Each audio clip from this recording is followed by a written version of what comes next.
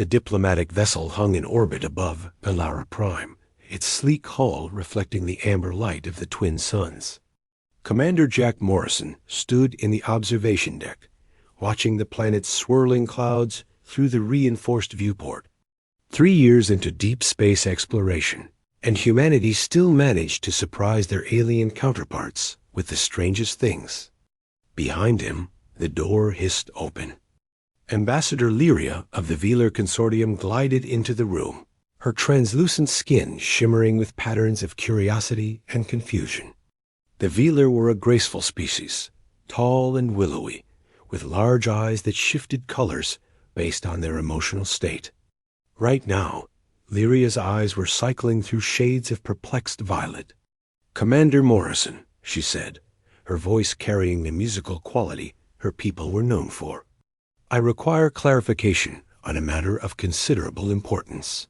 Jack turned from the viewport, offering a polite smile. "Of course, Ambassador. What can I help you with?" Lyria's skin patterns flickered with what Jack had learned to recognize as embarrassment. "It concerns the human concept of mating bonds.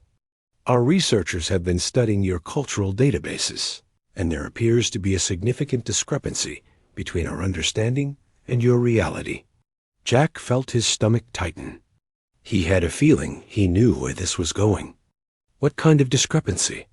"The Velar bonding ceremony is a formal affair," Lyria explained, moving to stand beside him at the viewport. "2 individuals declare their genetic compatibility before the Council, exchange ceremonial markers, and proceed to the reproduction facility.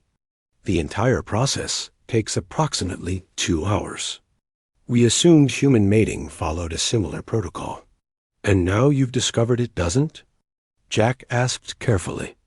Lyria's eyes shifted to a deeper shade of purple. "Our xenosociologists have been analyzing your literature, your films, your music. They are deeply confused. There appears to be an entire emotional and physical dimension to human pair bonding that we failed to comprehend. One researcher suffered a processing overload and required 3 days of meditation to recover." Despite the seriousness of the conversation, Jack couldn't suppress a chuckle. "What exactly did your researcher find?" "Poetry," Lyria said, as if the word itself was dangerous. "Thousands upon thousands of poems about longing, desire, heartbreak, and connection. Then there are your songs. Approximately 47% of all human music appears to be about romantic relationships. And your films." She paused, her skin flickering rapidly. "Commander, we counted at least 37 distinct genres dedicated solely to narratives about humans forming pair bonds." Jack rubbed the back of his neck. "Yeah, we're kind of obsessed with love." "Love," Lyria repeated, testing the word. "This concept appears in your database with over 200 different definitions. For the Velar, bonding is logical, practical, efficient. We select genetic matches, complete the ceremony, and proceed with our lives as partners in survival and advancement.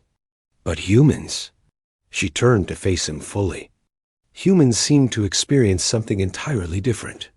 "We do," Jack admitted.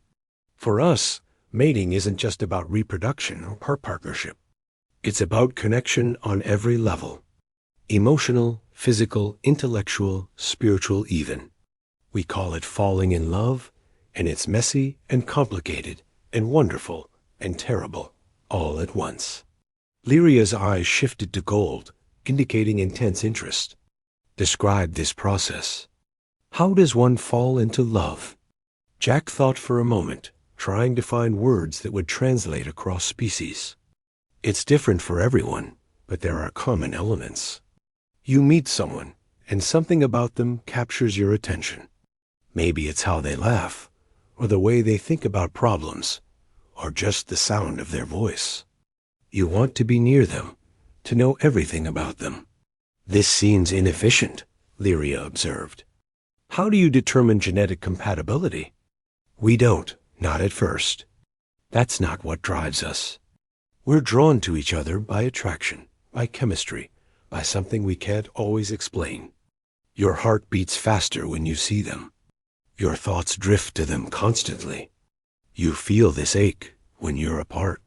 Lyria's patterns shifted to concerned orange. This sounds like an illness. Jack laughed. Sometimes it feels like one. We even call it lovesickness. But when it's mutual, when the other person feels the same way, it's incredible. You build something together. You learn each other's quirks and habits. You fight and make up. You support each other through hard times and celebrate the good ones. And the physical component? Lyria asked hesitantly. Our research indicates this is significantly different from Vila reproduction protocols. Jack felt heat rise to his face. Yeah, that's definitely different. For humans, physical intimacy isn't just about creating offspring.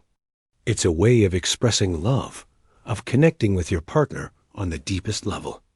It's emotional and physical at the same time. It can be tender or passionate or playful. It brings people closer together.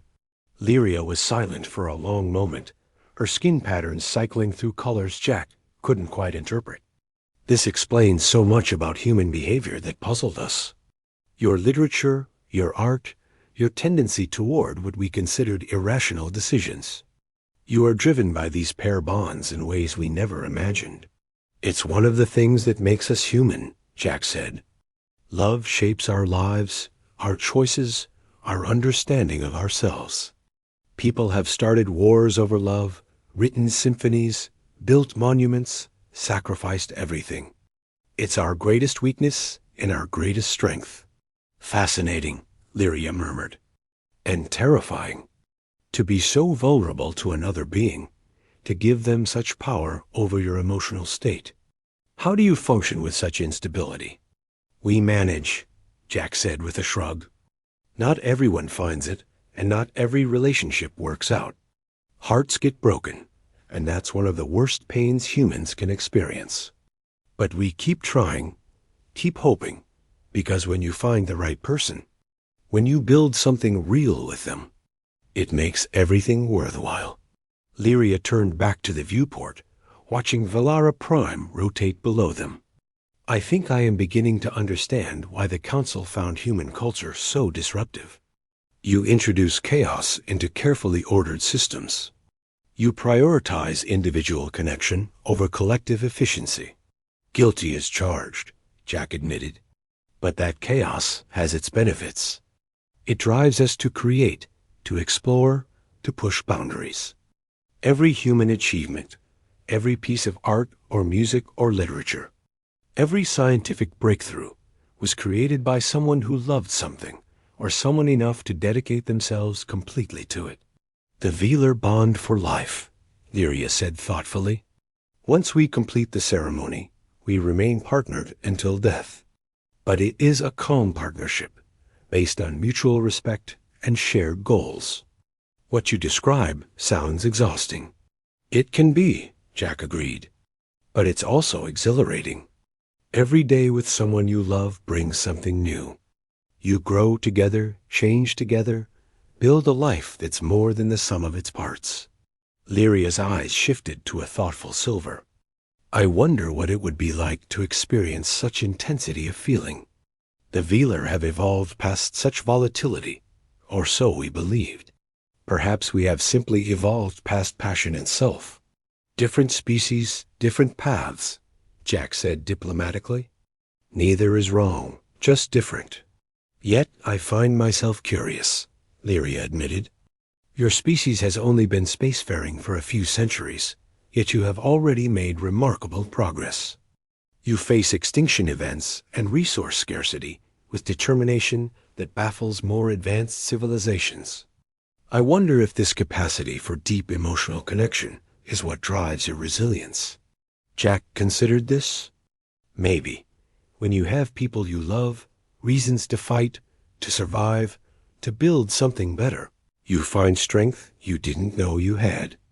Love gives us purpose beyond just existing. Lyria's patterns shifted to warm amber, a color Jack had learned indicated respect and appreciation. Thank you for this explanation, Commander. I must report to the council, but I suspect this conversation will generate significant debate among our people. Happy to help, Jack said. And Ambassador? If you ever want to understand more, we have entire libraries of human romance novels. Fair warning, though, they might overload your processors. Lyria's skin flickered with what Jack was almost certain was amusement.